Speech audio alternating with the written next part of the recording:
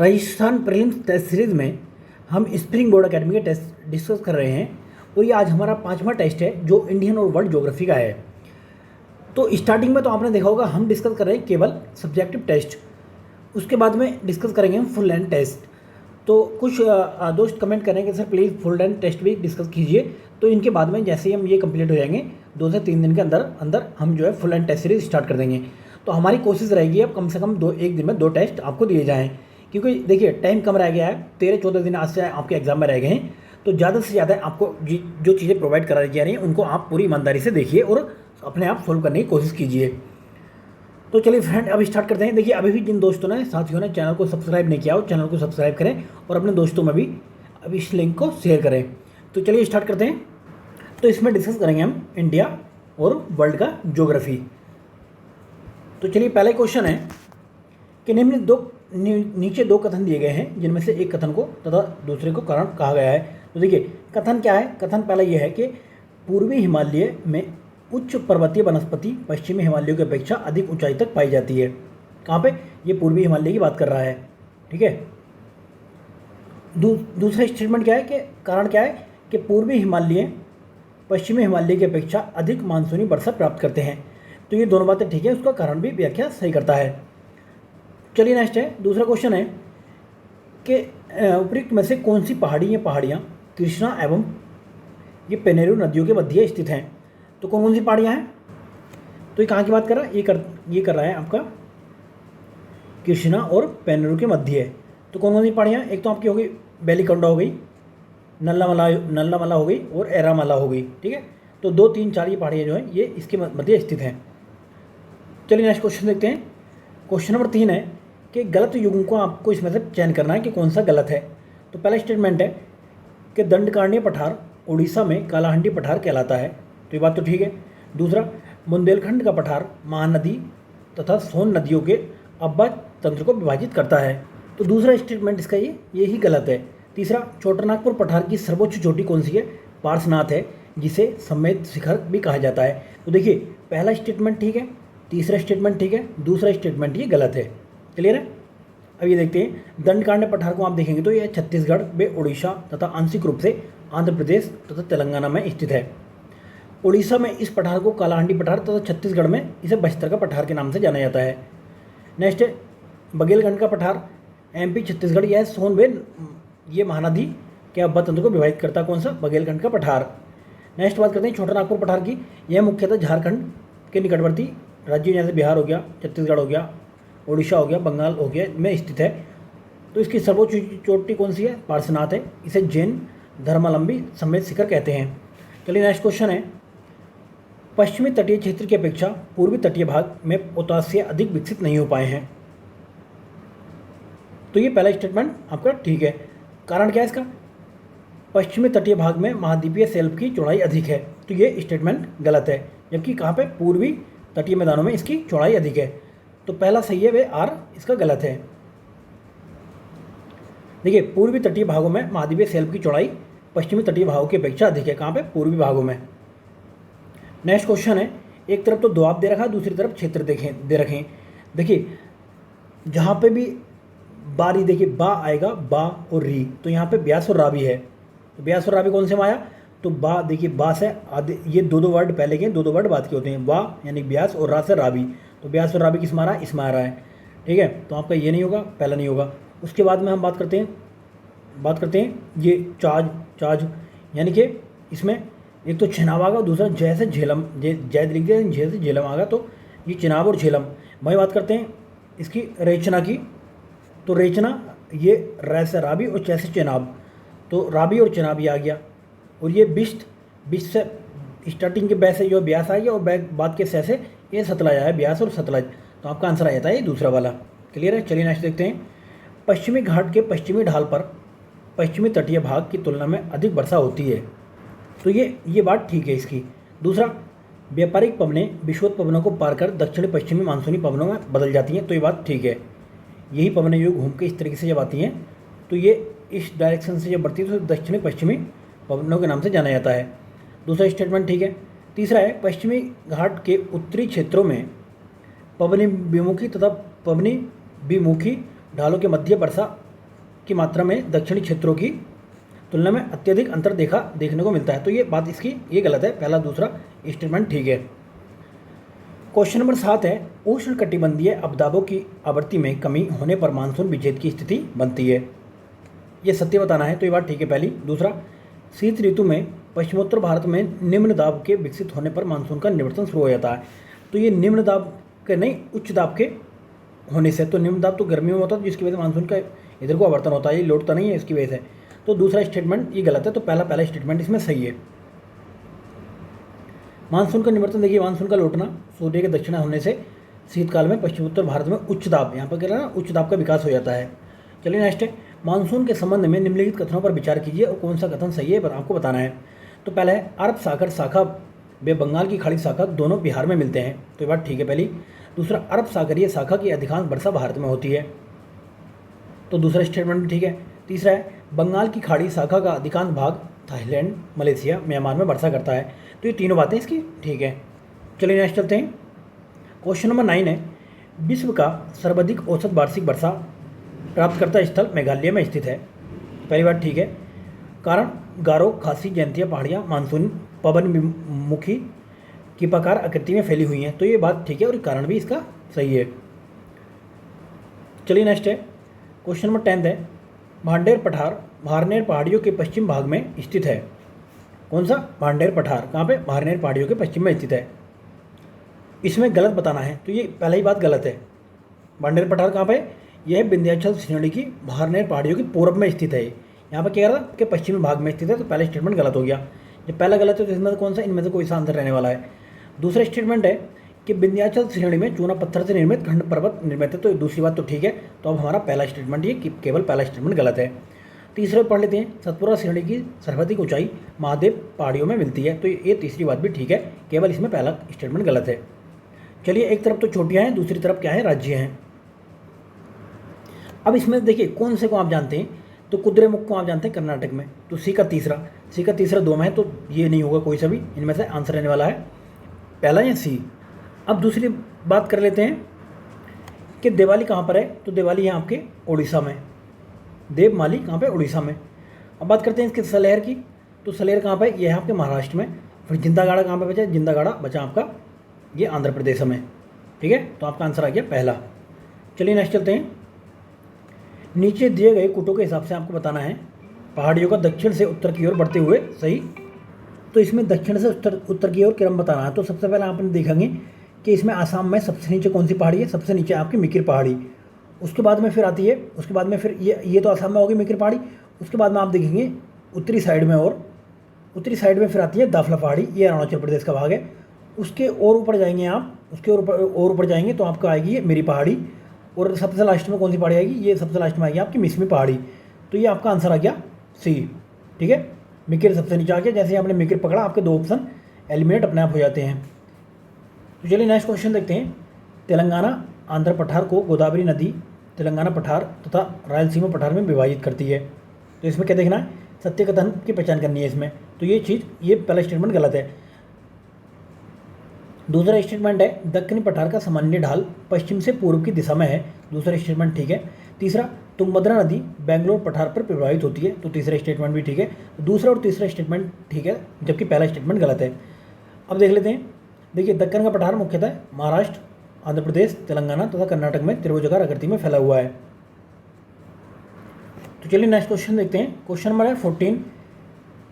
पहला स्टेटमेंट है विंध्याचल एवं सतपुड़ा श्रेणियाँ छोटा नागपुर पठार पर आकर मिलती हैं। तो ये पूछ रहा गलत कौन सा है, इनमें कौन सा गलत है? तो ये बघेलखंड पर मिलती हैं, यहाँ पर नहीं मिलती। कहाँ पे? बघेलखंड पर मिलती हैं ये। तो पहला स्टेटमेंट तो गलत हो गया। दूसरा, छोटा नागपुर पठार के पश्चिमी भाग में समतल शिखर वाली पहाड़ियाँ स्थित हैं। दूसरा स्टेटमेंट ठीक है। तीसरा देखते हैं। तीसरा स्टेटमेंट है आपका कोडरमा पठार दामोदर नदी के उत्तर में अवस्थित है। तो ये बात भी ठीक है। तो केवल पहला स्टेटमेंट इसमें गलत है। चलिए नेक्स्ट चलते हैं। एक तरफ पर्वत या दर्रे दे रखे हैं, दूसरी तरफ किसको जोड़ते हैं? तो पहला ये आपका रोहतांग दर्रा। तो रोहतांग दर्रा किसको जोड़ता है? रोहतांग दर्रा जोड़ता है आपका कुल्लू घाटी को लाहौल स्पीति से। तो पहले का तीसरा आ गया आपका, ये 2 एलिमिनेट हो गए। दूसरा सिपकला दर्रा की बात करते हैं। सिपकला दर्रा कहाँ पे? ये हिमाचल प्रदेश में है। जो किसको जोड़ता है? ये जोड़ता है आपका हिमाचल प्रदेश को तिब्बत से जोड़ता है। तो तीसरा चौथा आपका है, ये आपका आंसर आ गया थांगला को देख लेते हैं। थांगला दर्रा कहाँ पे आपके उत्तराखंड को तिब्बत से जोड़ता है, उत्तराखंड को तिब्बत से। वहीं बारालाचा दर्रा, बारालाचा दर्रा की बात करते हैं तो ये लाहौल स्पीति को लेह से जोड़ता है। चलिए नेक्स्ट चलते हैं। कांगटो एवं पाहुनेरी पर्वत चोटियाँ अवस्थित हैं, तो ये असम हिमालय का भाग है, यहाँ पे असम हिमालय में। नेक्स्ट है मालवा का मैदान स्थित है, तो कहाँ पे ये घग्गर एवं सतलज नदियों के मध्य स्थित है। चलिए नेक्स्ट क्वेश्चन है, क्वेश्चन नंबर 18। उपोष्ण कटिबंधीय पक्षों जेट पवनों द्वारा भूमध्य सागर से लाए गए चक्रवातों से उत्तर पश्चिमी भारत में वर्षा होती है, पहला स्टेटमेंट है, तो ये सही पहचानना है इसमें, तो ये बात ठीक है। दूसरा है उत्तरी भारत में अप्रैल मई के दौरान निम्न दाब परिस्थितियों के कारण जेट पवनों की दक्षिणी शाखा का अत्यधिक वर्षा होती है। तो देखिए ये अप्रैल मई में नहीं, ये जनवरी के टाइम पे ही वर्षा होती है, तो ये स्टेटमेंट जो गलत है पहला, मतलब दूसरा, तो पहला इसमें स्टेटमेंट ठीक है। चलिए नेक्स्ट चलते हैं। क्वेश्चन नंबर 20 है पश्चिमी एशिया के मरुस्थल की धूल भरी आंधियाँ का भारतीय मानसून पर सकारात्मक प्रभाव पड़ता है, ये बात ठीक है। दूसरा कथन है उद्योगों से निकलने वाले एयरसोल की वायुमंडलीय में उपस्थिति भारतीय मानसून की तीव्रता को कम कर देती है, तो दोनों बातें ठीक हैं, दोनों बातें सही हैं। चलिए नेक्स्ट चलते हैं। मांडव पहाड़ियों से निकलने वाली नदियाँ अपने अवसादों से निम्नलिखित में से किन मैदानों का निर्माण करती हैं, तो किसका मैदान ये करती हैं, एक काठियावाड़ी मैदान का निर्माण करती हैं। अब ये पूछूंगा आपसे मांडव पहाड़ियाँ कहाँ पे, तो गुजरात के काठियावाड़ प्रायद्वीप की मांडव पहाड़ियाँ गुजरात के काठियावाड़ में स्थित हैं ये पहाड़ियाँ। नेक्स्ट चलते हैं। एक तरफ तो झील है, दूसरी तरफ राज्य हैं, तो कौन सी झील कहाँ पर है, तो इसमें से देखिए रुद्र सागर आपने सब जानते होंगे त्रिपुरा में है, तो रुद्र सागर त्रिपुरा में होगी, जैसे सी का पहला आ गया, सी का पहला एक में ही आपने वही पकड़ लिया इसका आंसर। और कंजली झील की बात करें तो कंजली झील कहाँ पर, पंजाब में है। दीपोर झील आप जैसे जानते हैं, दीपोर झील कहाँ पर है, ये आसाम में है, दीपोर झील असम में। और ये गोहना झील है उत्तराखंड में। चलिए नेक्स्ट है कौन सी झील सबसे उत्तर में स्थित है, तो इनमें से कौन सी, तिसो मरोली झील सबसे उत्तर में स्थित है, जबकि ये पोवई झील महाराष्ट्र में है, सांगपो झील आपके सिक्किम में है, और रेणुका झील आपके हिमाचल प्रदेश में है। तिसो मरोली झील कहाँ पे, ये लद्दाख में है। नेक्स्ट चलते हैं। ये सही कथन को पहचानना है इसमें, लोकटक झील में तैरती द्वीप फुंडी कहलाते हैं, तो ये बात ठीक है। दूसरा कोलेरू झील आंध्र प्रदेश में स्थित एक खारे पानी की झील है, तो ये स्टेटमेंट गलत है। लोगों को काफ़ी कन्फ्यूजन होती है, ये आंध्र प्रदेश में स्थित है, तो जाहिर सी बात है खारे पानी की होगी, जबकि खारे पानी की झील नहीं है, ये मीठे पानी की झील है, यानी कि ताज़े पानी की झील है, तो दूसरा स्टेटमेंट गलत है। तीसरा चेम्बरबक्कम झील से अडयार नदी का उद्गम होता है, तो ये बात ये तीसरी बात ठीक है। देखिए कोलेरू झील आंध्र प्रदेश में कृष्णा गोदावरी डेल्टा के मध्य स्थित है और ताजे पानी की झील है। नेक्स्ट है कौन सा युग्म झील एवं राज्य असुमेलित हैं, यानी कि सही मैच नहीं किए हुए हैं। तो पहले की बात करते हैं। सष्टम कोटा झील कहाँ पर, केरल में है ये, और सुरिनसर झील जम्मू कश्मीर में है। सरसई नागर झील उत्तर प्रदेश में है। थोल झील कहाँ पर है आपकी, थोल झील ये महाराष्ट्र में नहीं है, थोल झील कहाँ पर है, ये है गुजरात में। क्लियर है। चलिए आगे बढ़ते हैं। ब्रह्मपुत्र नदियों की निम्नलिखित नदियों में कौन सी नदियाँ दाएं किनारे की सहायक नदियाँ हैं। अब कौन सी दाएं किनारे की सहायक नदियाँ, तो आपने देखा होगा ये यहाँ से ब्रह्मपुत्र नदी आ रही है, तो इस साइड से जो नदियाँ मिलती हैं वो दाएं साइड की होगी, जो इस साइड से मिलती है बाएं साइड की होगी। तो कौन कौन सी नदियाँ इसमें, देखिए एक तो नदी हो गई आपकी ये सुबनसिरी, तो 5 किस्में हैं, देखिए अभी ये गया तो 5 इसमें आ गया, इस दोनों में आंसर हो सकता है। उसके बाद में तीस्ता भी है आपकी दाएं नदी, उसके बाद में एक और है आपकी कामेंग, वो भी दाएं नदी है, तो तीसरा चौथा, बाकी दिबांग आपने देखा होगा ये इधर से मिलती हैं, तो तीसरा चौथा पांचवा आपका आंसर आ जाता है। ब्रह्मपुत्र की और सहायक नदियाँ देख लेते हैं। दाएं किनारे वाली कामेंग हो गया, बरेली, संकोस, तीस्ता, जलढाका, रेडक, बार नदी, मानस, सुबनसिरी और कालजनी। बाएं किनारे की बात करें तो दिसांग हो गया, दिबांग हो गया, दिखाव हो गया, लोहित, कपिली, धनसिरी। अब ये निकलती कहाँ से, तो निकलती है चेमा, योंगडोंग या फिर यारलुंग हिमनद से, तिब्बत से निकलती है, बंगाल की खाड़ी में चली जाती है। नेक्स्ट है नदियों की लंबाई के अवरोही क्रम में महानदी, कृष्णा, कावेरी व नर्मदा का अनुक्रम बताना है आपको। तो इसका देखिए एक ट्रिक याद कर लो आप, जो साउथ की नदियाँ जो भी जी के एन एम इसके ट्रिक है, क्लियर है। तो जी से गोदावरी हो गया, फिर कृष्णा, नर्मदा और महानदी। तो कृष्णा गोदावरी तो इसमें नहीं है, तो कृष्णा, नर्मदा, महानदी कौन सी है इसमें, कृष्णा, नर्मदा, महानदी, ये आपका आंसर आ जाता है। नेक्स्ट है नदियों पर विचार करना है जिनका उद्गम भारत के बाहर से होता है। तो कौन सी नदियाँ जिनका उद्गम भारत के बाहर से होता है, तो एक तो आपकी देखिए गोमती नदी, तो आप जानते हैं कि भारत से उद्गम होता है, तो पहला जिसमें आएगा वो आपका आंसर नहीं होगा। गोमती कहाँ से, पीलीभीत जिले के उत्तर प्रदेश से निकलती है, पीलीभीत जिला कहाँ से, उत्तर प्रदेश से। दूसरी बात करते हैं घग्गर नदी आपकी बाहर से आती है, कहाँ से, तिब्बत से आती है। तो दूसरा कोसी नदी कहाँ से आती है, ये आती है तिब्बत पठार से। उसके बाद में एक नदी और है गंडक नदी, ये कहाँ से आती है, ये नेपाल सीमा के साथ आती है तिब्बत के पठार से। तो दूसरा तीसरा चौथा आपका आंसर आ जाता है। चलिए नेक्स्ट है, मुल्ताई नामक स्थान से उद्गमित तापी नदी बहरंस घाटी में बहती है तथा इसके मुहाने पर सूरतनगर स्थित है। तो ये बात ठीक है, कौन सी बात सही है पूछना चाह रहा है इसमें, तो पहला स्टेटमेंट ठीक है। दामोदर नदी बहरंस घाटी में प्रवाहित होती है तथा अंत में हुगली नदी में मिल जाती है, तो दूसरा स्टेटमेंट भी आपका ठीक है। तीसरे स्टेटमेंट की बात करते हैं, रांची के पठार से निकलने वाली स्वर्णरेखा नदी महानदी में मिल जाती है, तो ये स्टेटमेंट गलत है। तो पहला और दूसरा केवल इसमें ठीक है। तो ये इसमें मतलब छोटा नागपुर पठार से कहाँ गए, तीसरा स्टेटमेंट, तो स्वर्णरेखा नदी महानदी में नहीं मिलती है, सीधा बंगाल की खाड़ी में जा गिरती है, तो पहला मतलब ये तीसरा स्टेटमेंट गलत है। चलिए नेक्स्ट है, भारतीय कृषि अनुसंधान संस्थान द्वारा पूसा बेकर नामक उन्नत किस्म किस फसल की तैयार की गई है, तो किसकी है, गेहूं की फसल है। नेक्स्ट है, कपास की फसल के संबंध में निम्नलिखित कथनों पर विचार कीजिए। तो कपास आप जानते हैं खरीफ की फसल है। दूसरा, यह 210 दिन पाला बे ओला रहित अवधि यानी कि स्वच्छ आकाश तेज चमकदार धूप आवश्यक है इसके लिए। तीसरा, कपास का सर्वाधिक उत्पादन प्रायद्वीपीय भारत में लावा निर्मित काली मिट्टी के क्षेत्र में होता है, तो यानी कि तीनों बातें इसकी ठीक हैं। चलिए नेक्स्ट चलते हैं, चाय के संदर्भ में बताना है आपको कौन सा कथन असत्य है। तो ये क्या है कि देखिए, आसाम देश का चाय उत्पादन में प्रथम स्थान है, तो पहली बात ठीक है। दूसरा, जड़ों में पानी नहीं भरना इसके लिए हानिकारक होता है, ये बात भी ठीक है। तीसरा, इसकी हरी पत्तियाँ किण्वित तथा काली पत्तियाँ अकिण्वित होती हैं, तो ये बात गलत है। तमिलनाडु दक्षिण भारत में सर्वाधिक चाय उत्पादन करता राज्य है, तो ये बात ठीक है। अब देख लेते हैं इसका टेम्परेचर कितना होना चाहिए। ताप होना चाहिए 25 से 30 सेल्सियस और ये वर्षा होनी चाहिए 200 सेंटीमीटर। असम में देश का लगभग 30% उत्पादन होता है, जबकि दक्षिण अगर मैं देखें तो तमिलनाडु में होता है सबसे ज़्यादा उत्पादन। चलिए नेक्स्ट है, कौन सा अधात्विक खनिज कौन सा है, तो अधात्विक खनिज कौन सा, तो देखिए अभ्रक अधात्विक खनिज है। धात्विक खनिज कौन कौन से होते हैं, मैग्नीज, निकल, क्रोमियम, कोबाल्ट और तांबा, सीसा, जस्ता, टीन, सोना, बॉक्साइट। अधात्विक में अभ्रक, एस्बेस्टस, पायराइट, जिप्सम, संगमरमर, चूना पत्थर, हीरा। चलिए नेक्स्ट है, उड़ीसा के बोलांगीर, सुंदरगढ़ व रायगढ़ से बॉक्साइट का उत्पादन किया जाता है।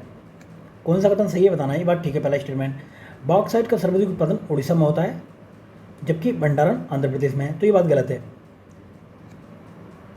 इसका उत्पादन भी यहाँ पे होता है उड़ीसा में और भंडारण भी उड़ीसा में ही है, तो दोनों बातें मतलब एक पहली बात ठीक थी लेकिन दूसरा स्टेटमेंट इसमें गलत है। तो अब इसका पहला आंसर आ जाता है। सर्वाधिक भंडारण की बात करें तो उड़ीसा में, उत्पादन कहाँ पे होता है, उड़ीसा में ही होता है। कौन कौन सी जगह में उड़ीसा में देखा होगा आपने, कोरापुट, कालाहांडी, बोलानगिरी, संबलगढ़, सुंदरगढ़, रायगढ़। नेक्स्ट क्वेश्चन चलते हैं, निम्नलिखित में से कौन ये ऊर्जा का गैर परंपरागत एवं अनवनवीकरणीय संसाधन है, तो अनवनवीकरणीय बात करा तो कौन सा है, ये है आपका सेल गैस। परंपरागत कौन से होते हैं, देखिए परंपरागत होते हैं तो तापीय, प्राकृतिक गैस, कोयला, पेट्रोलियम, जल विद्युत। और अगर गैर परंपरागत की बात करें तो सौर ऊर्जा हो गया, पवन, बायोमास, ज्वारीय, भूतापीय, coal bed methane, shale gas और परमाणु ऊर्जा। चलिए नेक्स्ट चलते हैं, असुमेलित को पहचानना है इसमें, औद्योगिक केंद्र हो, दूसरी तरफ मुख्य औद्योगिक प्रदेश। तो पहला स्टेटमेंट है इसमें पुनालूर, ये कहाँ पे है, ये पुनालूर है, कोल्लम, तिरुवनंतपुरम, आंध्र प्रदेश में, औद्योगिक प्रदेश में। दूसरा है बेलूर, ये हुगली औद्योगिक प्रदेश का भाग है। बालसाड़ ये छोटा नागपुर में नहीं है, बालसाड़ कहाँ पे है, गुजरात में है। बालसाड़ गुजरात औद्योगिक प्रदेश का औद्योगिक केंद्र है। चलिए नेक्स्ट चलते हैं, इसमें से आपको गलत पहचानना है। विश्व का सबसे बड़ा फ्लोटिंग सोलर प्रोजेक्ट गोदावरी नदी पर स्थापित किया गया है, तो ये पहला गलत है। कहाँ पर, नर्मदा नदी पर किया गया है। कहाँ पर, खंडवा मध्य प्रदेश में, तो आपको पता होना चाहिए। ओंकारेश्वर बांध खंडवा मध्य प्रदेश पर, ये नर्मदा नदी पर स्थापित किया गया है। तो पहला स्टेटमेंट गलत है। पहला स्टेटमेंट गलत तो आपका आंसर यही आ गया, क्योंकि और में किसी में पहला नहीं है। दूसरा है, भारत सौर तालाब का निर्माण करने वाला एशिया का प्रथम देश है, ये बात ठीक है। तीसरा, लक्षद्वीप में भारत का सबसे बड़ा सोलर डीजल हाइब्रिड प्लांट स्थापित किया गया है, तो ये बात भी ठीक है। तो इसमें पहला गलत है इसमें। चलिए नेक्स्ट चलते हैं, एक तरफ तो ऊर्जा स्रोत है, दूसरी तरफ संबंधित स्थल हैं। बायोमास की बात करें हम, तो बायोमास आप जानते हैं कि झालघारी बायोमास के लिए इसके लिए जाना जाता है। झालघारी कहाँ पर, ये पंजाब में है। पवन ऊर्जा के लिए, पवन ऊर्जा ये आपका बनकुश बाड़े, ये कहाँ पे, ये है महाराष्ट्र में। भूतापी ऊर्जा के लिए तो आप जानते हैं कि तातापानी जाना जाता है, तो तातापानी इसके लिए फेमस है, तो इसका आंसर आ गया आपका सी। और ये बार बार पूछा था कि मणिकरण, देखिए तातापानी कहाँ पे, छत्तीसगढ़ में है। भूतापी ऊर्जा के लिए पूगा घाटी, चोंगथांग, सूरजकुंड, और ये हिमाचल प्रदेश में कौन सा, ये मणिकरण। खम्मम कहाँ पे, तेलंगाना। राजगीर बिहार में। तपोवन उत्तराखंड। सोना हरियाणा। और कैंपे गुजरात। नेक्स्ट है, कौन से भारत के प्रमुख औद्योगिक प्रदेशों में शामिल नहीं है, तो कौन कौन शामिल नहीं है, तो देखिए इंदौर, देवास प्रदेश, देखिए हुगली प्रदेश तो है, जिसमें तीसरा आएगा वो आपका आंसर नहीं होगा, ठीक है। उसके बाद में दूसरा कौन सा है, दूसरा गुवाहाटी शिलोंग प्रदेश, तो पहला और दूसरा इसमें शामिल नहीं है। मुख्य प्रदेश कौन कौन से, देखिए एक तो गुरुग्राम दिल्ली मेरठ रोड हो गया, दूसरा गुजरात प्रदेश, मुंबई ठाणे हो गया, छोटा नागपुर प्रदेश हो गया, हुगली प्रदेश हो गया, विशाखापट्टनम गुंटूर हो गया, बेंगलुरु तमिलनाडु हो गया, कोल्लम और तिरुवनंतपुरम हो गया ये। चलिए नेक्स्ट है, कौन सा राजमार्ग मिलकर स्वर्णिम चतुर्भुज का निर्माण करते हैं, तो कौन कौन से करते हैं, NH16, NH19 और NH48। स्वर्णभुज की लंबाई कितनी है, तो 5,846 किलोमीटर लंबाई है, 13 राज्यों से होकर गुजरता है, दिल्ली, कोलकाता, चेन्नई, मुंबई को जोड़ता है। NH19 दिल्ली कोलकाता, NH16 कोलकाता चेन्नई और NH48 चेन्नई मुंबई दिल्ली।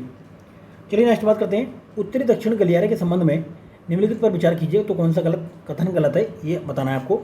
तो पहला स्टेटमेंट है, राजस्थान के कोटा जिले से होकर ये गुजरता है, तो ये बात गलत है। दूसरा स्टेटमेंट है, 3,717 किलोमीटर लंबा गलियारा है जो 13 राज्यों व केंद्र शासित प्रदेशों से होकर गुजरता है, दूसरा स्टेटमेंट ठीक है। तीसरा, केवल राष्ट्रीय राजमार्ग संख्या 44 इसे कवर करता है, तो ये बात ठीक है। अब ये कौन सा गलत है, तो इसमें जो है ये पहला स्टेटमेंट गलत है आपका।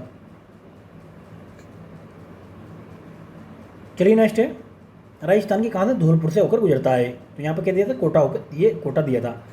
नेक्स्ट है, चलिए, राष्ट्रीय राजमार्ग 27 उत्तर पूर्व भारतीय राज्यों को शेष भारत से जोड़ता है, पहला स्टेटमेंट कौन सा का सही की पहचान करना है। दूसरा स्टेटमेंट है, राष्ट्रीय राजमार्ग 27 व 35 दोनों पूर्व पश्चिम गलियारों को कवर करते हैं, तो दूसरा स्टेटमेंट गलत है। 27 कहाँ पर है, ये पोरबंदर से सिलचर तक कवर करता है। 27 पूर्णतः संपूर्ण पूर्व पश्चिम गलियारों को अकेला कवर करता है, ठीक है, तो दूसरा स्टेटमेंट गलत हो गया आपका। तीसरा, पूर्व पश्चिम गलियारा पूर्व की दिशा में असम राज्य तक है, तो पहला और तीसरा स्टेटमेंट ठीक है। चलिए नेक्स्ट है, पूर्व पश्चिम गलियारे उत्तर पूर्व राज्यों यानी 7 सिस्टर्स से निम्नलिखित में किससे होकर गुजरता है, तो कौन से होकर गुजरता है, ये केवल आपके असम से होकर गुजरता है, असम से होकर गुजरता है। पूर्व पश्चिमी 7 राज्यों से होकर गुजरता है, देखिए गुजरात, राजस्थान, मध्य प्रदेश, उत्तर प्रदेश, बिहार, पंजाब, ये पश्चिम बंगाल, आसाम। चलिए कथन है नेक्स्ट क्वेश्चन का कि ब्रायगिरी पहाड़ियों से गोदावरी नदी का उद्गम होता है, पहला स्टेटमेंट। दूसरा है कथन, महाबलेश्वर उत्तरी सह्याद्री की चोटी है जहाँ से कृष्ण नदी का उद्गम होता है, तो ये पहला स्टेटमेंट तो गलत है, दूसरा स्टेटमेंट ठीक है। तो ये ब्रायगिरी पहाड़ी से कौन सी नदी निकलती है, कावेरी नदी निकलती है, गोदावरी नहीं निकलती है, क्लियर है, तो पहला स्टेटमेंट आपका गलत हो जाता है। नेक्स्ट है, एक तरफ नदियाँ हैं दूसरी तरफ संगम स्थल है, उनको आपको करना है, तो देखिए मैं इसका ट्रिक बता दूँ, अगर आपको पता लगे ऐसे करके AB बराबर D, ठीक है, और A प्लस D बराबर B, A प्लस M बराबर होता है AMR, ठीक है, तो ABD देख लो जिसमें आएगा, यानी कि AB किधर गया, देखो AB ये है, इसको BA कर दो या AB कर दो। अलकनंदा और भागीरथी कहाँ पे, देवप्रयाग में मिलते हैं, ठीक है, तो देवप्रयाग तो चौथे पे आ गई, चौथे पे तो ये दोनों ने यानी कि, और AMR, अगर AM ये अलकनंदा और मंदाकिनी तो रुद्रप्रयाग मांगे, तो B का तीसरा होगा, तो B का तीसरा हो गया, तो आपका एक ही में आंसर ये पकड़ा गया, ठीक है। AMR हमारा बोल दो, ABD और ADB, ठीक है ना, और उसका एक और बच गया, उसको भी देख लेते हैं। देखिए ये AD A प्लस D बराबर ये B हो जाता है, अलकनंदा प्लस यानी कि A प्लस M बराबर R हो जाता है रुद्रप्रयाग, और AP बराबर K, ठीक है, भागीरथी अलकनंदा यानी कि AB बराबर D। चलिए नेक्स्ट चलते हैं, मैग्नेटाइट लोएस का उत्पादन करता जिला कौन सा है, तो कौन सा है, सेलम और कोझिकोड। अब मैग्नेटाइट में कितना लोएंस होता है, 70% से अधिक होता है। उत्पादन कहाँ होता है, कुद्रेमुख कहाँ पर, कर्नाटक में, चिकमंगलूर कर्नाटक, कोझिकोड केरल, सेलम तमिलनाडु, निजामाबाद करीमनगर तेलंगाना, कोडप्पानेलो आंध्र प्रदेश। चलिए नेक्स्ट है, सर्वाधिक मैग्नीज उत्पादक राज्यों में अवरोही क्रम में आपको बताना है कौन सा है, तो मैग्नीज का सबसे ज़्यादा उत्पादन होता है मध्य प्रदेश, महाराष्ट्र, उड़ीसा, कर्नाटक, क्लियर है, नया ये डाटा है। अगर भंडारण की बात करें तो उड़ीसा में होता है, अगर उत्पादन की बात करें तो मध्य प्रदेश में होता है। चलिए नेक्स्ट है, किस राज्य में अभ्रक संसाधन सर्वाधिक मात्रा में भंडारित हैं, भंडारित की बात करें तो यहाँ पे कौन सा है, ये राजस्थान है। अगर बात करें अभी अभ्रक भंडारण की देखिए आंध्र प्रदेश है में, क्योंकि ऑप्शन में आंध्र प्रदेश नहीं है, दूसरे पर राजस्थान है। अगर उत्पादन की बात करें तो देखिए इसमें राजस्थान ये नए पहले पर नंबर पर दिखा था, अधिकतर बुकों में अभी भी आंध्र प्रदेश आई है। तो इसको आप चेक कर सकते हैं एक बार कि अभ्रक उत्पादन में आंध्र प्रदेश और राजस्थान की कौन सी रैंक है अभी। चलिए नेक्स्ट है, तेल शोधक कारखाने हैं, दूसरी तरफ राज्य हैं। तो पहला नुमलीगढ़ आप सब जानते हैं आसाम में है, तो नुमलीगढ़ के आगे आसाम लगा दोगे तो ये क्या आगे 4, तो पहला गया और ये गया। उसके बाद तातीपाका आप देखते हैं, तातीपाका आंध्र प्रदेश में है, पाका काका ऐसे जो भी होते हैं आंध्र प्रदेश के होते हैं। पारादीप आप सब जानते हैं कि पारादीप कहाँ पर, उड़ीसा में है। उसके बाद में मंगलोर कहाँ पे, मंगलोर तो आप सभी जानते हैं भाई, मंगलोर कर्नाटक में है। तो इसका आंसर आ गया आपका बी। नेक्स्ट है, उत्तर दक्षिणी गलियारा निम्नलिखित में से किस राज्य से होकर नहीं गुजरता है। तो आपने देखा होगा कहाँ से नहीं, हिमाचल से गुजरता है, हरियाणा से, उत्तराखंड से, तेलंगाना से होकर नहीं गुजरता है। कितने स्टेटों से, ये 13 स्टेटों से गुजरता है, जम्मू कश्मीर, हिमाचल, पंजाब, हरियाणा, दिल्ली, राजस्थान, उत्तर प्रदेश, मध्य प्रदेश, महाराष्ट्र, तेलंगाना, आंध्र प्रदेश, कर्नाटक, तमिलनाडु। भारत में कहवा का सर्वाधिक उत्पादनकर्ता कहाँ पे, ये कर्नाटक में कहवा होती है। नेक्स्ट है, तेल शोधनशाला और तेल कंपनी कौन कौन सी है। तो पहले की बात करें हम, कोची, ये कोची तेलशाला ये बीपीसीएल की है। बरौनी की हम बात करें तो बरौनी ये आईओसीएल की है बिहार में। विशाखापट्टनम की बात करें तो ये एचपीसीएल की है। और नरीमन है आपकी सीपीसीएल की। तो सी आंसर आपका आ जाता है। नेक्स्ट है, भारत की कुल उत्पादित विद्युत ऊर्जा में केंद्र सरकार द्वारा संचालित विद्युत संयंत्रों का योगदान कितना होता है। तो 25% योगदान है इनका। नेक्स्ट है, देश में के भारी अभियांत्रिकी उद्योगों हेतु कौन सा उद्योग प्रदेश जाना जाता। तो देखिए भारी अभियांत्रिकी उद्योगों की बात करा तो कौन सा जाना जाता, बेंगलुरु तमिलनाडु औद्योगिक क्षेत्र। अगर बात करें भारत के सिलिकॉन वैली तो बेंगलुरु। भारी अभियंत्रों के लिए कौन सा, ऑटोमोबाइल हो गया, इसमें ये सारी चीज़ें हो गई। अगर आपसे पूछता है इसमें कि भारी धातु उद्योग के लिए कौन प्रसिद्ध है, तो आप मारते छोटा नागपुर पठार, छोटा नागपुर का प्रदेश। नेक्स्ट चलते हैं, भारत में फसलों की अधिक पैदावार वाली निम्नलिखित में से किस्मों पर विचार करना है आपको। तो कौन कौन सी है इसमें, ये किसकी पूछ रहा है, चावल की किस्में पूछ रहा है आपसे। तो चावल की कौन कौन सी किस्में हैं, देखिए पद्मा चावल की किस्म है और जी गिरिजा चावल की किस्म है। इसमें से बाकी चावल की किस्में नहीं है। देखिए अर्जुन आपने देखा गेहूँ की किस्म है, ठीक है। तो गेहूँ दूसरा जिस्म आ गया, ये दूसरा जिस्म आ गया, वो आंसर नहीं होगा आपका। उसके बाद में 2 हमने देख लिए तो आपका आंसर आ गया ये देखिए कृष्णा भी गेहूँ, ये चावल की फसल है। तो पहला, तीसरा और आपका 5वां इसका आंसर आ जाता है। चलिए नेक्स्ट है, कौन सा शहर स्वर्णिम चतुर्भुज राष्ट्रीय राजमार्ग द्वारा निर्मित चतुर्भुज से बाहर स्थित है। तो कौन सा, लखनऊ स्थित है। स्वर्णिम चतुर्भुज की हमने लंबाई देख ली थी, 5846 किलोमीटर है, 13 राज्यों से गुजरता है। चलिए नेक्स्ट है, कौन सी नदी जवादी एवं सेवराय पहाड़ियों के मध्य स्थित है। तो आपने देखा होगा साउथ की बात कर रहा है, तो ये जवादी है, यहाँ पर सेवराय है। तो कौन सी इनके बीच में, पेन्नार नदी है। जवादी व सेवराय पहाड़ी कहाँ पर, तमिलनाडु में स्थित है। इनके बीच में पेन्नार नदी प्रभावित होती है जो बंगाल की खाड़ी में गिरती है। नेक्स्ट देखते हैं, एक तरफ क्षेत्र है दूसरी तरफ राज्य हैं। तो इसमें से ये क्वेश्चन देखिए गलत तरीके से यहाँ पे ऑप्शन सेट कर दिए गए हैं। अब हम अपने हिसाब से ऑप्शन सेट करेंगे। तो अगर बात करें इसमें, शिमोगा डिस्ट्रिक्ट, शिमोगा कर्नाटक में है। दूसरी तरफ बात करते हैं झाबुआ की, झाबुआ मध्य प्रदेश में है, मध्य प्रदेश। तीसरी बात करते हैं गंजम, गंजम कहाँ पे, उड़ीसा में। और चौथी बात करते हैं हम भंडारा, भंडारा आपका महाराष्ट्र में। तो आपका ऑप्शन क्या आएगा, देखिए पहले का ऑप्शन आएगा आपका, पहले का झाबुआ मध्य प्रदेश यानी कि पहले का 5। उसके बाद बी का ऑप्शन आएगा आपका 2, बी का 2।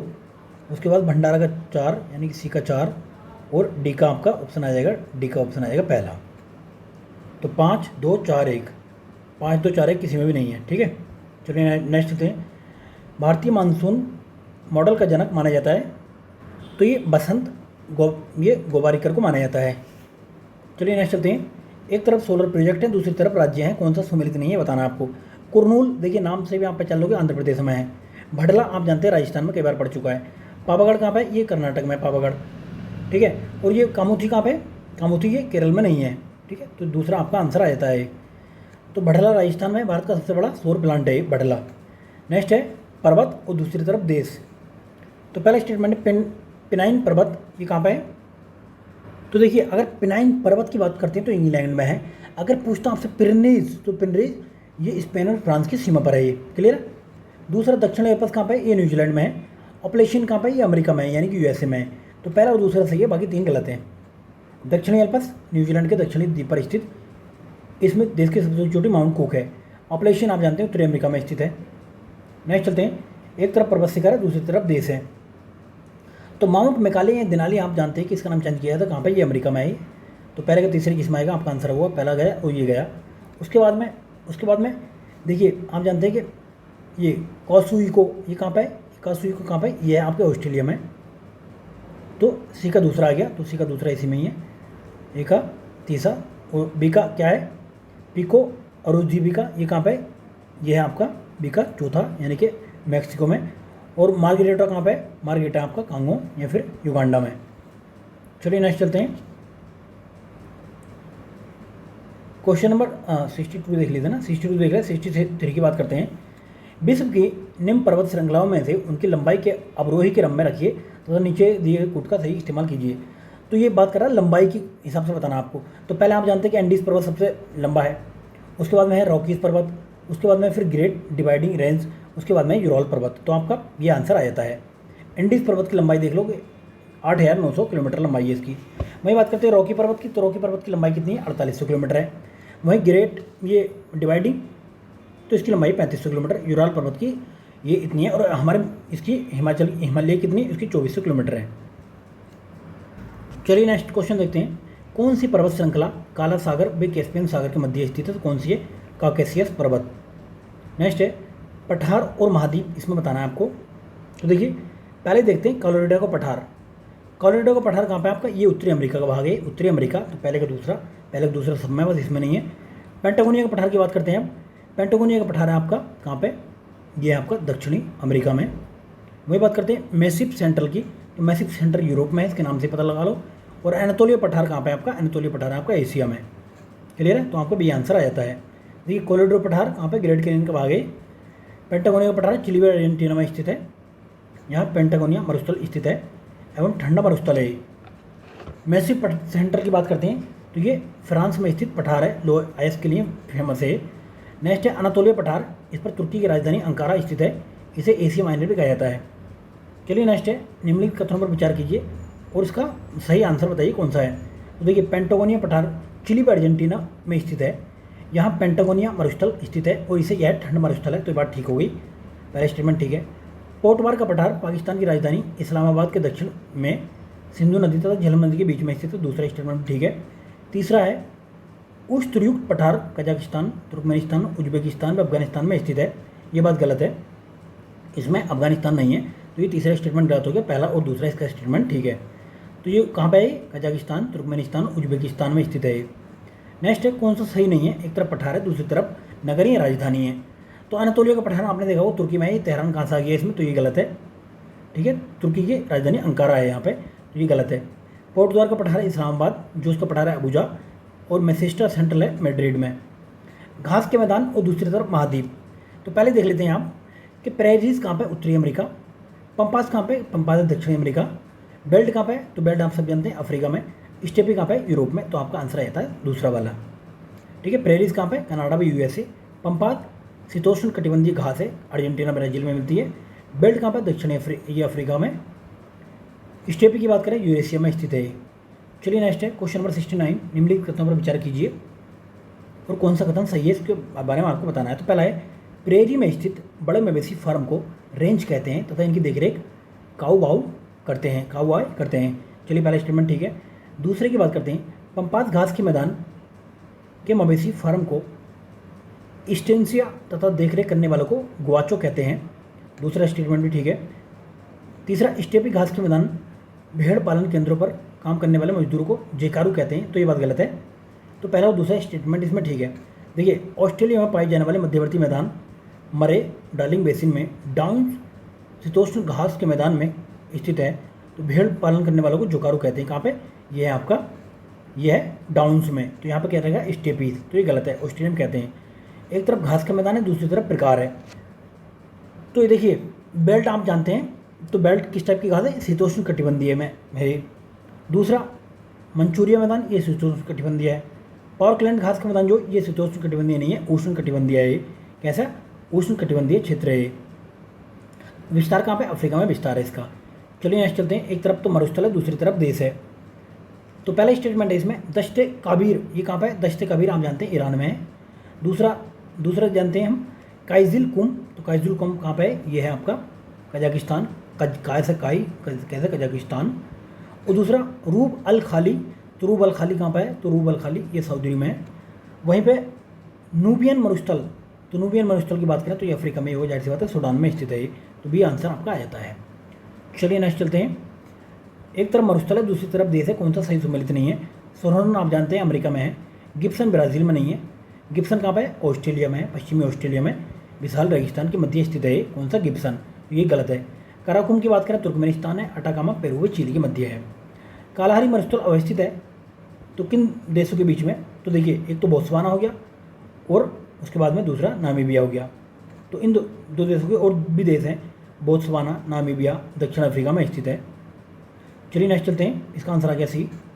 नेक्स्ट है शीतोष्ण कटिबंधीय मरुस्थल कौन सा है, तो इसमें पेंटागोनिया मरुस्थल जो आपने देखा होगा दक्षिण अमेरिका में है, तो कहाँ पे, चिली के कुछ हिस्से में विस्तृत है, तो शीतोष्ण कटिबंधीय मरुस्थल है। नेक्स्ट है असुमेलित युग्म को पहचानना, एक तरफ मरुस्थल है, दूसरी तरफ देश है। तो देखिए मोजाम्बिक कहाँ पे, अमेरिका में, नाफुत कहाँ पे, ये सऊदी में है, सिम्पसन कहाँ पे, ये ऑस्ट्रेलिया में है, यहाँ पे दे रखा अर्जेंटीना, तो ये आपका आंसर है। कराकुम तुर्कमेनिस्तान में है। नेक्स्ट है निम्नलिखित मरुस्थलों का उत्तर से दक्षिणी स्थिति के आधार पर सही क्रम बताना है आपको, उत्तर से दक्षिणी की तरफ बताना है। तो सबसे पहला उत्तरी आएगा आपको गोबी, फिर तकला मकान, फिर नामिब, फिर कालारी सबसे नीचे आएगा। तो ऐसे देखो कालारी तो अफ्रीका में है, नामिब भी गोबी आपका उत्तरी में है, तो आपका सी आंसर ये आ जाता है। नेक्स्ट है कौन सा असुमेलित युग में एक तरफ नदी दूसरी तरफ महाद्वीप, तो पहले ये इसमें, तो ये हडसन नदी कहाँ पे, उत्तरी अमेरिका में, लिम्पोपो अफ्रीका में है, गोरो नदी एशिया में नहीं है, गोरो नदी यूरोप में स्थित है, तो ये बात गलत है, डेन्यूब यूरोप में है। नेक्स्ट निम्नलिखित में से कौन सी नदी संयुक्त राज्य अमेरिका तथा मैक्सिको के बीच सीमा का निर्माण करती है। यूपी में क्वेश्चन पूछा हुआ है इसी साल, तो रियो ग्रैंड नदी है जो दोनों का निर्माण करती है। नेक्स्ट है अमेजन नदी के संदर्भ में निम्नलिखित में से असत्य कथन बताना कौन सा है। तो देखिए ये विश्व की सबसे बड़ी तथा विश्व की दूसरी सबसे लंबी नदी है। तो देखिए क्षेत्रफल में सबसे बड़ी है लेकिन लंबाई में दूसरी है, पहली स्टेटमेंट ठीक है। इस नदी के बेसिन में सेलवास नामक बरसबन स्थित है, दूसरा बात ठीक है। तीसरा इसके बेसिन में कैंपोज, सेरोडोज और कैंटिगस नामक शीतोष्ण कटिबंधीय घास के मैदान पाए जाते हैं, तो ये बात गलत है। तो इसमें बेसिन में कैंपोज, सेरोडोज, कैंटिगस नामक उष्ण कटिबंधीय घास के मैदान पाए जाते हैं, तो यहाँ पर क्या लिखते हैं, शीतोष्ण लिखते हैं, तो ये स्टेटमेंट गलत है। चलिए नेक्स्ट है क्वेश्चन नंबर 80, असुमेलित को इसमें पहचानना मुख्य नदी और सहायक नदी है। तो कोलंबिया की सहायक नदी कौन सी, स्नेक, मिसिसिपी की टेनेसी और ओरिनिको की कैरेनो, हडसन की ओहियो ये नदी है, नदी नहीं है। तो हडसन की कौन सी, मोहाक है, ठीक है, तो ये आंसर आ जाता है। असुमेलित को पहचानना, एक तरफ नदी है दूसरी तरफ राजधानी है। तो एल्ब नदी आपके कहाँ पे, ये प्राग के इसके किनारे है, Vistula Warsaw, Dnieper Kiev, Thames Berlin के नदी के किनारे नहीं है। तो कौन है इसके नदी के किनारे, देखिए बर्लिन जो है किसके, स्प्री नदी के किनारे है, स्प्री नदी के किनारे, देखिए स्प्री नदी के किनारे, जबकि ये टेम्स जो है ये आपका ये लिप्सन टेम्स नदी के किनारे स्थित है, ठीक है, टेम्स के किनारे स्थित है। चलिए नेक्स्ट है कौन सी राजधानी शहर डेन्यूब नदी के किनारे स्थित नहीं है। तो ये कौन सी, कीव यूक्रेन, ये डेन्यूब के किनारे नहीं है। बाकी बी से जितने भी आते हैं वो बी से सारे इसके किनारे स्थित हैं। कीव यूक्रेन नीपर नदी के किनारे स्थित है। चलिए नेक्स्ट है निम्न कथनों पर विचार करना आपको और कौन सा सही है बताना है। तो पो नदी इटली की सबसे लंबी नदी भी प्रमुख नदी है, पहला स्टेटमेंट। दूसरा इसे इटली की गंगा भी कहते हैं, दूसरा स्टेटमेंट ठीक है। तीसरा इस बेसिन में क्षेत्र में लाम्बार्डी के मैदान स्थित है, तो पहले दूसरा तीसरा तीनों बात ठीक है। असुमेलित को इसमें पहचानना है कौन सा असुमेलित है। तो पहला तो नील नदी के ऊपर कौन सा बांध है, आसमान बांध है, जाम्बेजी के ऊपर करीबा बांध है, ओरनिको के ऊपर गुरी बांध है, और ये साउथ फ्रांस के ऊपर इतुपू बांध नहीं है। इतुपू बांध कहाँ पे, पराना नदी पर है, कौन सी, पराना नदी के ऊपर स्थित है। चलिए नेक्स्ट चलते हैं, असंगत को पहचानना है इसमें भी। तो पहला है झील और दूसरी तरफ है देश। तो पहले का इसमें देखिए लाडोगो रसिया में, मतलब लाडोगो झील कहाँ पे, रसिया में, टोबा इंडोनेशिया, टिटिपाका पेरू, ये बोलेविया पेरू, और ये ओंटेरियो मैक्सिको नहीं है भाई साहब, ओंटेरियो कहाँ पे आपके यूएसए कनाडा की सीमा बनाती है, तो ये डी गलत है। नेक्स्ट क्वेश्चन है निम्नलिखित झीलों का क्षेत्रफल की दृष्टि से सही अवरोही क्रम बताना है। तो सबसे क्षेत्रफल किसका, सुपीरियर का है। ये कितना 82,000 ये 100 किलोमीटर स्क्वायर। उसके बाद विक्टोरिया का नंबर आता है, तो चौथा तीसरा जिसमें आएगा, चौथा तीसरा पहले में आ रहा है। उसके बाद बैकाल का नंबर आएगा, फिर ग्रेट बैरियर का नंबर आएगा। मीठे पानी की झील कौन सी है इसमें, तो टंगानिका झील मीठे पानी की है। क्लियर है। किंगाई झील कहाँ पे, चाइना की सबसे बड़ी लवणीय झील है। मराइकाइबो कहाँ पे, दक्षिण अफ्रीका की सबसे बड़ी लवणीय झील है। टंगानिका ये कांगो गणतंत्र राज्य में है। अस्सर की बात करें जिबूती में स्थित लवणीय झील है ये भी। नेक्स्ट बात करते हैं क्वेश्चन नंबर 88। इसमें से सही युग्म का पहचान करना है। पहला स्टेटमेंट है टिटिकाका झील पेरू बोलिविया के समीप स्थित है, पहला स्टेटमेंट ठीक है। दूसरा है अरल सागर झील कजाकिस्तान व किर्गिस्तान की सीमा बनाती है, दूसरा स्टेटमेंट ठीक है। सॉरी, दूसरा स्टेटमेंट ही गलत है, अरब सागर कजाकिस्तान किर्गिस्तान की सीमा नहीं बनाती है। तीसरा है मेरठ सागर झील इजराइल व जॉर्डन की सीमा बनाती है, तो ये बात ठीक है, तो पहला उसमें तीसरा ठीक है। बात करते हैं अरल सागर झील की, तो कजाकिस्तान व उज्बेकिस्तान की सीमा बनाती है, ठीक है। कजाकिस्तान और उज्बेकिस्तान की सीमा बनाती है। यहाँ पर क्या लिखा, कजाकिस्तान और किर्गिस्तान, तो KU की सीमा बनाती है। चलिए नेक्स्ट है झील और देश कौन सा सही तुम्हें लगता है, ये आपको बताना है इसमें। तो पहला है इसमें मराकाइबो आप जानते हैं कि कहाँ पे ये है, वेनेजुएला। दूसरी बात करते हैं अस्सल, तो अस्सल है आपका जिबूती। और तीसरी की बात करते हैं बार्नन, ये है स्वीडन। लाडागो कहाँ पे, ये है आपका रसिया। तो बी आंसर आपका आ जाता है। चलिए नेक्स्ट देखते हैं औद्योगिक प्रदेश और दूसरे देश हैं।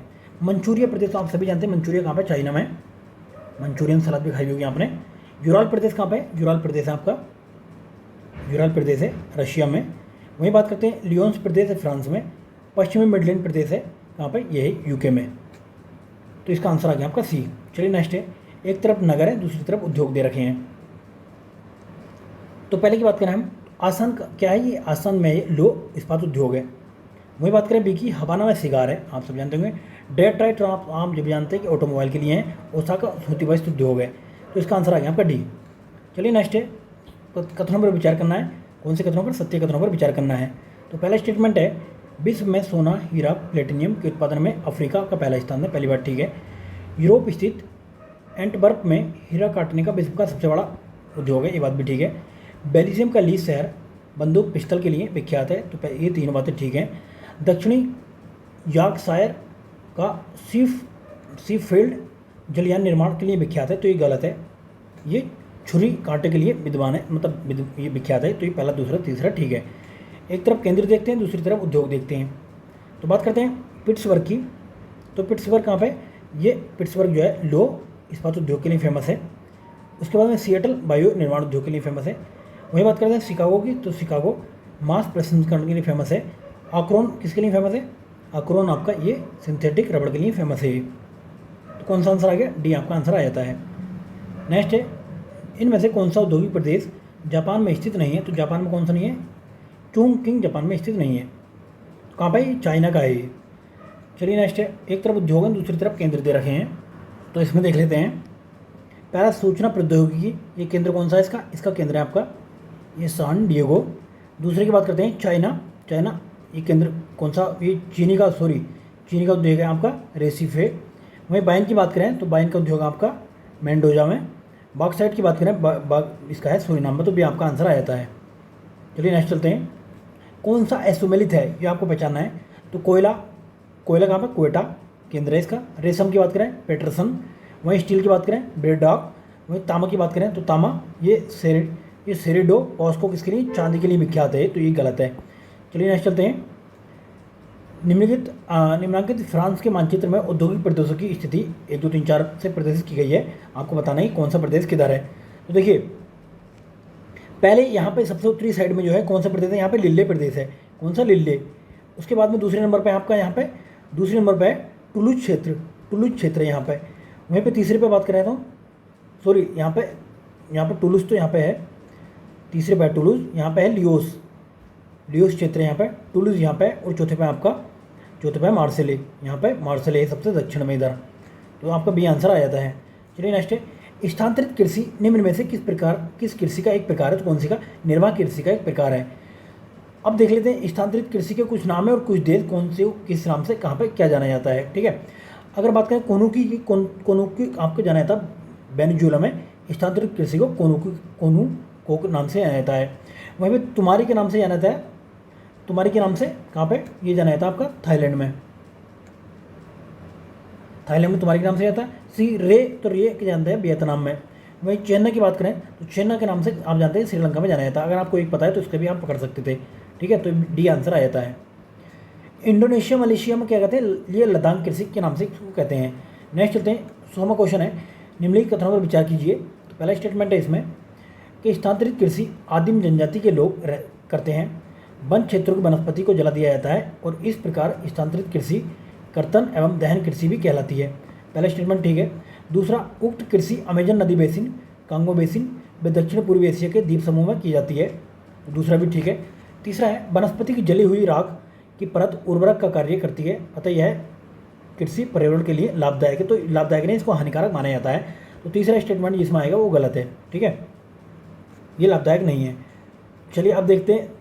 देखिए हमारी ये टीम आपको ये कराएगी, लेकिन कुछ कुछ क्वेश्चन जो इजी है मैं आपको करा देता हूँ। तो पहला ही क्वेश्चन देखिए, उस वन आरेख का चयन करना है जो दिए गए वर्गों के बीच में संबंधों को सर्वोत्तम ढंग से निरूपित करता है। तो देखिए एक तरफ टेबल दे रखा है, दूसरी तरफ स्टेशनरी और तीसरी तरफ स्टेशनरी, तीसरी तरह कालीन। तो ऐसा तो है नहीं कि हम कालीन को सबसे ऊपर लिख दें फिर उसके बाद में स्टेशनरी फिर ये लिख दें हम, या फिर हम पहले इसको स्टेशनरी मान लें उसके अंदर में कालीन भी आ जाएगी ये भी आ जाएगी। तो ऐसा कुछ भी नहीं है, क्योंकि भाई टेबल अलग चीज़ है, स्टेशनरी अलग चीज़ है, कालीन अलग चीज़ है। सपोज करो देखिए अगर ऐसा आता, एक तरफ कौवा आ जाता, दूसरी तरफ मोर आ जाता और तीसरी तरफ पक्षी आ जाता, तो ये पक्षी के अंदर में दोनों आ जाते, कौवा भी आया था मोर भी आया था। ये सपोज करो एक तरफ, अगर सपोज करो आपसे ये गाड़ी आया था, तो एक तरफ 2 पहिए की गाड़ी, एक तरफ 4 पहिए की गाड़ी, एक तरफ ट्रक आया था, तो इसमें सारा गाड़ियों के अंदर आ जाता। या फिर आपसे बात करो मानव आता, तो मानव के अंदर बच्चे, महिलाएं और पुरुष ये सब आए थे मानव के अंदर, ठीक है।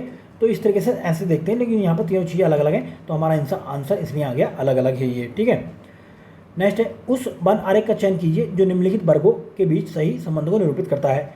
तो पहला देखिए, डॉक्टर, सर्जन और कार्डियोलॉजिस्ट। तो भाई डॉक्टर होते हैं, उसके अंदर कुछ लोग सर्जन होते हैं, कुछ कार्डियोलॉजिस्ट भी होते हैं, कुछ दोनों होते हैं, ठीक है, ये आ गया ना। तो ये हमारा ये दूसरा आंसर सही आ जाएगा। जैसे ये देखिए पहले सबसे ऊपर कौन सा है, डॉक्टर आया, तो डॉक्टर के अंदर सर्जन और कार्डियोलॉजिस्ट दोनों होते हैं और कुछ दोनों लोग भी होते हैं।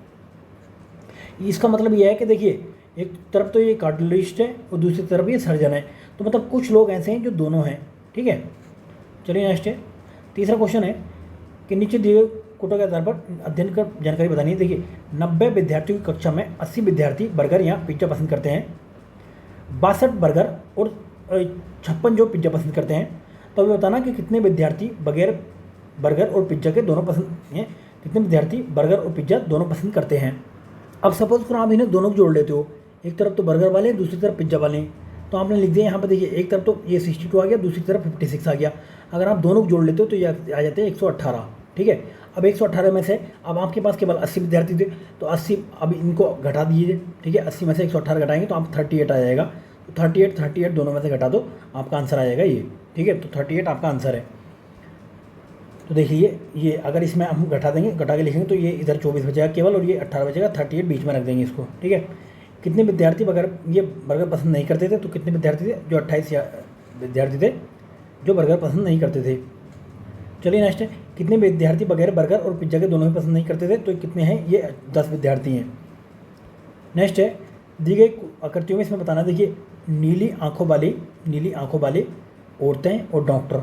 तो भाई क्या है कि कुछ औरतें भी होंगी नीली आंखों वाली, कुछ डॉक्टर भी होंगे नीली आंखों वाली, कुछ औरतें भी होंगी डॉक्टर। तो भाई तीनों का ये मिक्सचर आ जाएगा या नहीं आ जाएगा, ऐसा थोड़ी ये जो डॉक्टर हैं वो नीली आंखों वाले हैं नहीं, सब उसके अंदर है, तो ये नहीं होगा। तो ये तीनों का मेल आ जाएगा इसमें। नीचे देखिए, नीचे दिए गए पुलिस अधिकारियों व्रत द्वारा निरूपित किए गए हैं, यानी कि जो व्रत में है वो पुलिस अधिकारी में है, यह पुलिस अधिकारी निरूपित तथा भ्रष्ट। देखिए दिए गए आरेख में पुलिस अधिकारी व्रत द्वारा निरूपित है तथा भ्रष्ट त्रिभुज द्वारा निरूपित हैं। जो त्रिभुज है ये भ्रष्ट है, ठीक है। तथा कभी वर्ग द्वारा निरूपित है, तो कभी है तो ये वर्ग है, और तथा विवाहित आयत द्वारा, तो ये विवाहित हैं, ठीक है।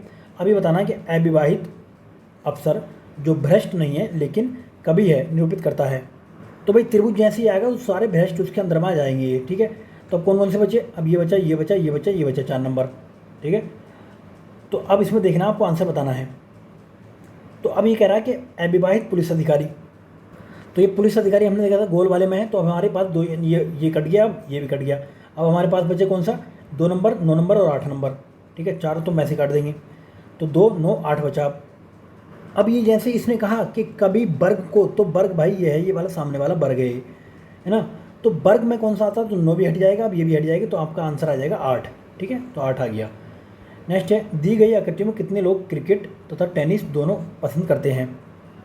तो इसमें आप देखेंगे, देखिए जो ट्राइंगल है तो ये किसका है, कि क्रिकेट का है, और ये जो सर्कल है ये किसका है, ये है आपका टेनिस का। तो ये कहेगा कितने लोग क्रिकेट और टेनिस। तो देखिए अब ये जैसे ही हम इसको लाएंगे 21 को, तो ये 21 तो आएगा नहीं, क्योंकि 21 ये ट्राइंगल से बाहर है। अब हमारे पास में 2 नंबर ऐसे हैं जो दोनों के अंदर आते हैं, एक तो 17 और 15। तो 17 और 15 को आप ऐड करेंगे तो कितना आ जाएगा आपका 32 आंसर आ जाएगा। 32 आंसर में है। नीचे देखते हैं, आरेख ABCD निम्न में से चुनिए जो विवरण में सही संबंध दर्शाता है। तो एक तरफ तो देखिए उत्तरी अमेरिका, संयुक्त राष्ट्र अमेरिका और ये न्यूयॉर्क। तो देखिए अब पहला सबसे बड़ा क्या है कि संयुक्त राष्ट्र अमेरिका, फिर उसमें उत्तरी अमेरिका, फिर उसके अंदर न्यूयॉर्क। ठीक है, तो पहला क्या आ गया, पहला आ गया आपका उत्तरी अमेरिका, फिर USA, उसके अंदर में न्यूयॉर्क आ गया। नेक्स्ट है शरीर, कान और मुंह। तो भाई शरीर के अंदर दोनों चीज़ आ जाएंगी ना, ये बड़ा है आपका शरीर, उसके अंदर कान और मुंह, नाक, सब कुछ आ जाएगा। ठीक है, शरीर बड़ा हो गया, उसके अंदर नाक, कान, मुंह आ गया, तो ये आपका सी आंसर आ गया। अब ये नीचे ग्राफ के क्वेश्चन दिए रखे हैं भाई, इसको भी मैं करा सकता हूँ, बट आप ये इसको खुद कोशिश करना है, या फिर हमारी दूसरी टीम इसको करा देगी। तो ये देख लो आप, इसको एक बार ग्राफ को देख लो, फिर इसका आंसर देखिए। 111 का आंसर है आपका सी, 112 का आंसर है आपका सी, 113 को सोल्व करेंगे, इसको आंसर आएगा आपका डी, 114 का आंसर आएगा आपका डी, 115 का आंसर आएगा आपका बी, 116 का आंसर आएगा आपका बी, 117 का आंसर आएगा आपका डी, 118 का आंसर आएगा आपका डी, और 119 का आंसर आएगा आपका सी, 120 का आंसर आएगा आपका बी। अब फिर देख लीजिए, नेक्स्ट क्वेश्चन है 121, रेल बजट 2021-22 में घोषित राजीव गांधी फिनटेक डिजिटल संस्थान के विकास के लिए कहाँ भूमि आवंटित की गई। तो कहाँ पर, कारवाड़ ग्राम में भूमि आवंटित की गई है। ये कहाँ पर, ये जोधपुर में है ये। चलिए नेक्स्ट है, निम्न में से किस संस्थान ने राज्य ई साइन के प्रमाणन प्राधिकरण के रूप में काम करने के लिए लाइसेंस प्राप्त किया है। तो किसने, राजकॉम इन्फो सर्विस लिमिटेड द्वारा किया गया है। नेक्स्ट है, वर्ष 2022-23 में राज्य में सेवा क्षेत्र में स्थिर मूल्यों पर कितने प्रतिशत की वृद्धि दर्ज की गई है। तो 10.74% की वृद्धि दर्ज की गई है। नेक्स्ट है, जन आधार योजना के संबंध में असत्य कथन को आपको बताना है। तो पहला स्टेटमेंट है, एक नंबर एक कार्ड एक पहचान की विचारधारा के प्रभावी कार्यान्वयन हेतु योजना कब, 8 दिसंबर 2019 को आई थी। नेक्स्ट है, राज्य के विभिन्न विभागों द्वारा चलाई जा रही जन कल्याणकारी की समस्त योजनाओं का लाभ केवल जन आधार प्लेटफॉर्म पर ही संभव है। तीसरा, जन आधार ID में 11 अंकीय और मुखिया सहित प्रत्येक सदस्य की 10 अंकीय व्यक्तिगत पहचान संख्या दी गई है। तो ये कथन जो है असत्य है, तीसरा। चलिए नेक्स्ट देखते हैं। देखिए, परिवार पहचान संख्या 10 अंकीय और मुखिया सहित पहचान संख्या 11 अंकीय व्यक्तिगत पहचान दी गई है, तो यहाँ पे ये उल्टा दिया गया था इसका। चलिए नेक्स्ट है, राजस्थान के पर्यटन क्षेत्र में निम्न में से कौन सा अनुपम बिक्री प्रस्ताव नहीं है। तो कौन सा नहीं है इसमें, चिकित्सीय पर्यटन। चलिए नेक्स्ट है, राज्य के प्राकृतिक संसाधनों संबंधी सुदूर संवेदी अध्ययन के लिए केंद्र कहाँ पर स्थापित किया गया। तो ये जोधपुर में स्थापित किया गया है ये। नेक्स्ट है, राज्य में पर्यटन क्षेत्र से संबंधित निम्नलिखित कथनों पर विचार कीजिए। तो पहला स्टेटमेंट है इसमें कि 2022 के दौरान कुल 9,86,986.32 लाख पर्यटकों ने राजस्थान का भ्रमण किया। पहली स्टेटमेंट ठीक है। दूसरा, राज्य बजट 2023-24 में 1500 करोड़ का पर्यटन विकास कोष घोषित किया गया, ये बात भी ठीक है। तीसरा, मुख्यमंत्री पर्यटन उद्योग संबल योजना 2021 से लागू हुई है, ये बात भी ठीक है। चौथा, राजस्थान डेमोक्रेटिक ट्रेवल मार्ट का आयोजन जोधपुर में किया गया है, तो ये बात गलत है। ठीक है, तो 3 स्टार्टिंग में ठीक है। तो उसका आयोजन कहाँ पे किया है, ये जयपुर में किया गया था। इसका आयोजन कहाँ पे, जयपुर में ये आयोजन किया गया था। चलिए नेक्स्ट चलते हैं। तो इसका आंसर हो गया आपका 1, 2, 3। नेक्स्ट चलते हैं कि राज्य की पहली NRR यानी कि नॉन रेजिडेंट राजस्थानी नीति कब जारी की गई। तो ये 7 अक्टूबर 2022 को जारी की गई थी। नेक्स्ट है, माटी रोड संदेश क्या है। तो माटी रोड संदेश प्रवासी राजस्थानियों को राज्य सरकार के विकासात्मक कार्यों से अवगत कराने हेतु त्रैमासिक न्यूज लेटर है। ये कब आया था, अक्टूबर 2022 में आया था ये। चलिए नेक्स्ट है, वर्ष 2021 ये 23 कौन सा है के मध्य निम्नलिखित में से किस जिले का चयन 100% डिजिटलाइजेशन हेतु नहीं किया गया है? तो किसका नहीं? जयपुर का नहीं किया गया है। जबकि सिरोही, जैसलमेर का चयन इनका, अजमेर का चयन, धौलपुर का इनका चयन किया गया है। नेक्स्ट है 74वें गणतंत्र दिवस के अवसर पर किस देश के राष्ट्रपति को मुख्य अतिथि बनाया गया? तो कहाँ के थे? मिस्र के थे। कौन? अब्दुल फतेह अल सीसी। नेक्स्ट है निम्नलिखित में से कितनी रिपोर्ट विश्व आर्थिक मंच द्वारा प्रकाशित की जाती है? तो कौन कौन सी? एक तो आपका हो गया वैश्विक जोखिम रिपोर्ट, दूसरा वैश्विक प्रतिस्पर्धात्मक रिपोर्ट, तीसरा वैश्विक यात्रा और पर्यटन रिपोर्ट। विश्व विकास रिपोर्ट की बात करें तो ये किसके द्वारा ये निकाली जाती है? वर्ल्ड बैंक के द्वारा। तो ये 3 रिपोर्टें इसके द्वारा निकाली जाती है, WEF के द्वारा निकाली जाती है। चलिए नेक्स्ट है कौन सा कथन सही है बताना आपको। तो पहला स्टेटमेंट है कि लक्षद्वीप समूह के द्वीपों का नामकरण 21 परमवीर चक्र विजेताओं के नाम पर किया गया है। तो ये लक्षद्वीप के नहीं, अंडमान निकोबार के का किया गया है। तो पहला स्टेटमेंट गलत है। अंडमान निकोबार के सबसे बड़े अनामित द्वीप का नाम देश के नाम पहले परमवीर चक्र विजेता मेजर सोमनाथ शर्मा के नाम पर किया गया है। तो दूसरा स्टेटमेंट ठीक है। इसके अंडमान निकोबार द्वीप समूह के द्वीपों का नामकरण 21 परमवीर चक्र विजेताओं के नाम पर किया गया है। तो यहाँ पर दिया था लक्षद्वीप। चलिए नेक्स्ट है टीकाकरण के संदर्भ में निम्नलिखित कथनों पर विचार कीजिए, कौन सा सही नहीं है। तो पहला है महिलाओं के बच्चों के लिए टीकाकरण के लिए डिजिटल रिकॉर्ड यानी कि यूबिन ऐप लॉन्च किया गया है। पहला स्टेटमेंट है ठीक है। दूसरा देश के प्रत्येक राज्य व केंद्र शासित प्रदेश के 2 जिलों में प्रायोगिक रूप से शुरू किया गया है। तो दूसरी बात भी ठीक है। तो इनमें से कोई भी गलत नहीं है। नेक्स्ट है हर घर पंचायत कार्यक्रम की शुरुआत किस जिले में की गई है? तो ये अलवर जिले में की गई है। इंपॉर्टेंट है, पूछा जा सकता है। हर घर पंचायत कार्यक्रम की शुरुआत कहाँ पे? अलवर के पुनखर गाँव से की गई है। नेक्स्ट जनवरी 2023 में 108वीं भारतीय विज्ञान कांग्रेस किस स्थान पर की गई है? तो ये की गई थी आपके नागपुर में। कौन सी यूनिवर्सिटी में? ये की गई थी कहाँ पर? नागपुर में। नेक्स्ट है महिला अंडर 19 T20 विश्व कप किस देश ने जीता है? तो ये जीता था भारत ने। किसको? इंग्लैंड को हराकर। नेक्स्ट है भारत का पहला संविधान साक्षर जिला कौन सा है? तो यह है कोल्लम जिला। कहाँ का? केरल का है। नेक्स्ट है शिक्षा पर किए गए जाने वाले सर्वे के निम्नलिखित में से कथनों पर विचार करना, कौन सा कथन सही है? तो पहला है annual status of education report को NCERT द्वारा जारी किया जाता है। पहला स्टेटमेंट तो ये गलत है। किसके द्वारा? ये एक NGO है जिसके द्वारा निकाला जाता है। NGO प्रथम द्वारा निकाला जाता है। दूसरा राष्ट्रीय मूल्यांकन नियामक यानी कि परख को NGO प्रथम द्वारा जारी किया जाता है। तो राष्ट्रीय मूल्यांकन नियामक यानी कि परख NCERT द्वारा निकाला जाता है। ये भी गलत है। तो दोनों बातें ये गलत हैं। नेक्स्ट चलते हैं हाल ही में हक्कू प्रमाण पत्रों का वितरण किस जनजाति हेतु किया गया था? तो किसके? लबानी जनजाति हेतु किया गया था। लबानी जनजाति। चलिए नेक्स्ट है देश का पहला कोयला गैसीकरण आधारित उर्वरक संयंत्र कहाँ स्थापित किया गया? तो ये किया गया तलचर ओडिशा में। नेक्स्ट है राइट टू साइट नीति के संदर्भ में निम्नलिखित पर विचार कीजिए। तो सही कथन बताना है कि राजस्थान राइट टू साइट पर नीति बनाने वाला पहला राज्य है। पहली बात ठीक है। इसका लक्ष्य पूरे प्रदेश में अंधेपन को पूर्ण रूप से समाप्त करना है। तो दूसरा स्टेटमेंट गलत है। पहला स्टेटमेंट ठीक है। तो 11 से इस नीति में अंधे को मतलब आर्द्रता प्रसार के 11 से घटाकर 0.3 लाना, पूरा तरीके से खत्म नहीं करना है। क्लियर है? और लोगों को नेत्रदान के प्रति जागरूक भी करना है। नेक्स्ट है प्रदेश की स्टार्टअप पॉलिसी में बेहतर आइडिया हेतु राजस्थान सरकार कितना निवेश करेगी? तो ये करेगी 5 करोड़ रुपए का। नेक्स्ट है राजस्थान में किन जिलों में एग्रो फूड पार्क स्थापित किए जा रहे हैं? तो कौन कौन से जिलों में ये किए जा रहे हैं? जोधपुर, गंगानगर, अलवर, कोटा। यानी कि इसकी हमने ट्रिक बनाई थी, कागज़ के नाम से ट्रिक थी कागज़। तो कैसे? कोटा हो गया, आ से ये अलवर हो गया, गैसे गंगानगर हो गया, जैसे जोधपुर हो गया। तो कागज़ के नाम से ट्रिक है। नेक्स्ट है 83वें अखिल भारतीय पीठासीन अधिकारी सम्मेलन के संदर्भ में कथनों पर विचार करना है और कौन से कथन सही है बताना है।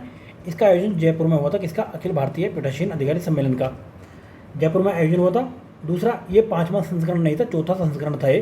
तो पहला स्टेटमेंट केवल ठीक है। नेक्स्ट युग्मों को आपको बताना है, एक तो अभियान और दूसरे उद्देश्य। तो पहला ही है पुकार अभियान का उद्देश्य क्या है? इसका उद्देश्य है गर्भवती महिलाओं के बेहतर पोषण हेतु, गर्भवती महिलाओं के बहुत बेहतर पोषण हेतु, यानी कि पहले का तीसरा। अब पहले का तीसरा 2 में तो ये गए। दूसरा प्रकाश की बात करते हैं हम। तो प्रकाश अभियान बच्चों के नामांकन बढ़ाना है। इसमें बच्चों का नामांकन बढ़ाना। तो ये इसका दूसरे का चौथा, ये चौथा हो गया। तो ये आपका आंसर आ गया। सी की बात करें उजास की, तो ये विद्यालयों में विद्युत कनेक्शन देना है। और उजास उजाला सही है। और भविष्य की उड़ान, ये लड़कियों की प्रतियोगी परीक्षाओं की तैयारी करवाना है, यानी भविष्य के लिए तैयार करना है। नेक्स्ट है सियाचिन में ड्यूटी करने वाली पहली महिला सैन्य अधिकारी कौन है? तो ये कैप्टन शिवा चौहान है, ये कैप्टन शिवा चौहान। नेक्स्ट है जस्टिस राम सिंह झाला को किस निकाय में सदस्य नियुक्त किया गया है? तो कहाँ पे? राज्य मानवाधिकार आयोग में सदस्य नियुक्त किया गया है। अध्यक्ष कौन है इसके? राज्य मानवाधिकार आयोग के अध्यक्ष कौन है? अध्यक्ष हैं गोपाल कृष्ण व्यास, इंपॉर्टेंट है। सदस्य 2 होते हैं, महेश गोयल और राम सिंह झाला है ये। नेक्स्ट है क्वेश्चन नंबर 149 है नासा जाक्सा की जियोटल मिशन का उद्देश्य क्या है? तो पृथ्वी के मैग्नेटोस्फीयर के संदर्भ में जानकारी जुटाना है। नेक्स्ट क्वेश्चन देखते हैं, ये 149 क्वेश्चन है। 150 किधर गया? इसमें 150 में क्वेश्चन हिंदी में नहीं है, इंग्लिश में देख लेते हैं। Where was the meeting of employment working group G20 held? कहाँ पे हुई थी ये हुई थी जोधपुर में। किसकी? एम्प्लॉयमेंट वर्किंग ग्रुप की मीटिंग G20 की कहाँ पे हुई थी? ये जोधपुर में हुई है। तो ये हमने 150 क्वेश्चन डिस्कस करे। टेस्ट नंबर 5 था इंडियन ज्योग्राफी का, और इसमें वर्ल्ड ज्योग्राफी के भी क्वेश्चन थे। तो 2-3 टेस्ट हो रहे हैं जो ये सब्जेक्ट वाइज दे रखे हैं, बाकी फुल लेंथ के टेस्ट सीरीज हम डिस्कस करेंगे जल्दी 1-2 दिन के अंदर अंदर। तो अभी आपको अगर ये क्लास पसंद आई हो तो भाई इसको कंटिन्यू कर लो, आपका प्रीलिम्स की गारंटी हम लेते हैं। हमने करंट अफेयर आपको पूरा करा दिया है, राजस्थान का PYQ पूरा करा दिया है, 14 से 15 PYQ सारे करा दिए हैं। उसके बाद में राजस्थान के स्पेशल का ज्योग्राफी करा दिया है, पॉलिटी करा दिया है, इकोनॉमिक्स करा दिया है, बजट और सर्वे करा चुके हैं हम। उसके बाद हम दिशा पब्लिकेशन की ये सीरीज चला रहे हैं। दिशा पब्लिकेशन की सीरीज़ के साथ साथ ही हमने ये आपको ये टेस्ट सीरीज़ करानी स्टार्ट कर दी है। ये 5वां टेस्ट था, तो इसके 10 टेस्ट कम से कम और कराएंगे जिससे कि आपको कोई भी प्रॉब्लम ना हो और आपको एक तरीका पता लगे क्वेश्चन को अटेंड करने का। तो अब अभी जिन दोस्तों ने साथियों ने चैनल को सब्सक्राइब नहीं किया, भाई चैनल को सब्सक्राइब करें, अपने दोस्तों में भी लिंक को शेयर करें। सब्सक्राइब करने का फ़ायदे ये होंगे आपको कि आपको टाइम से नोटिफिकेशन मिल जाएगा, जिससे कि आपको देखने में दिक्कत नहीं आने की है। चलिए बहुत बहुत धन्यवाद फ्रेंड्स।